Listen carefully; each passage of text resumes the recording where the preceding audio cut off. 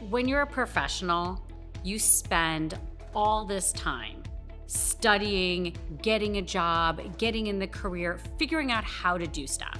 And then all of a sudden, one day, you wake up and realize what got me here, I don't think is gonna get me there, right?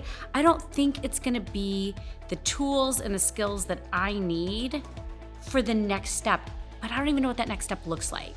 And that's honestly where I come in. When you decide that you wanna go from being good to being outstanding and building your own thing, you need two things. You need a cheerleader and you need a challenger. And you need somebody who is willing to be a truth teller. They're gonna tell you what they see, and it's not always pretty. What Deb does is makes you uncomfortable, and the only place you grow is in the space of being uncomfortable. And you look back and you can see, once you've worked with her for a while, how far you've come.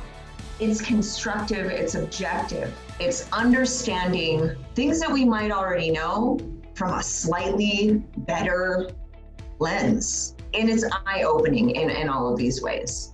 It's just that outside, honest opinion. You know, when I have a difficult situation going on at work, I'm able to call Deb, and it gives me that moment of pause before I take action. At the end of the day, your career is not gonna look like somebody else's. It's not supposed to, you know? And we have this idea that we're trying to build what somebody else has. There's a lot of circumstances that lay over somebody else's success. And we start by defining our own. Success is defined very differently for each of us. And it's kind of nice to see that the coach I'm working with is able to see that in everybody and help them achieve what they think success looks like. It has turned into more conversations, meeting more people, business. And so just seeing that happen in real time, like, oh, this really does work. I'm gonna offer up that mindset has to be paired. For it to be really effective, it has to be paired with strategy that works.